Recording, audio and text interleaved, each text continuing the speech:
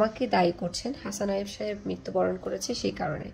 কিন্তু আপনারা একটা বিষয় কি জানেন, যে বিষয়টা আপনারা জানেন না, আজকে আমি আপনাকে সেই বিষয়টি জানাবো। সেটা হচ্ছে হাসান আইয়ুব সাহেবকে মুয়াজ আরিফ মেরে 1.5 কোটি টাকার চেক সাইন করিয়ে নিয়েছে, হকি স্টিক দিয়ে তার টেবিল ভেঙেছে, তাকে মেরেছে এবং তার যে বুকশেলফ সেটাও ভেঙে দিয়েছে।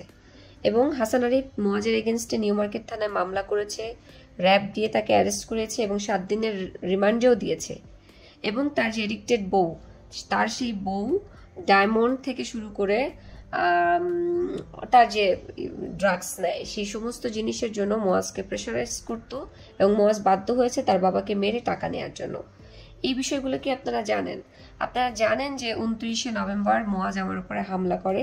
হামলা করার পর থেকে আমি মামলা থেকে শুরু করে আমি বাসা থেকে বের হয়ে যাই এবং আমি পলাতক, আমি আত্মগোপনে আছি, তখনও ছিলাম, এখনো আছি।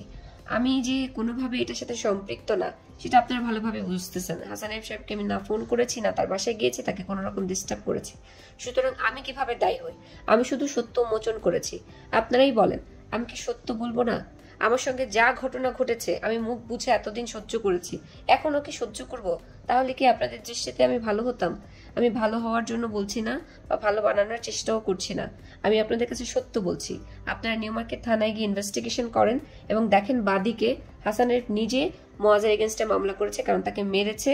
এবং এই যে প্রীতি মেয়েটা এই বাসা ঢোকার পর থেকেই সে হচ্ছে আমার মেয়েকে নির্যাতন করে, আমার মেয়ের সাথে খারাপ আচরণ করে, আমার মাইরিনকে আটকায় রাখছে।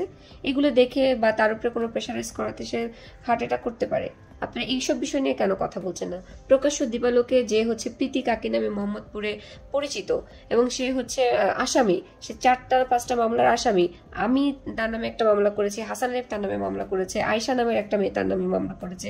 মোহাম্মদপুর, হাজারীবাগ থানা, নিউ মার্কেট থানা, ধানমন্ডি থানা, এতগুলো থানায় ওই মেয়েটার নামে মামলা আছে। সে মেয়ে মোহাম্মদপুরে হচ্ছে ড্রাগ সেলার হিসাবে পরিচিত।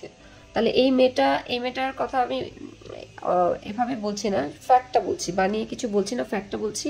আপনারা নিউ মার্কেট থানায় যাচাই বাছাই করে দেখেন যে এজাহারে কি লেখা আছে। Thank you so much.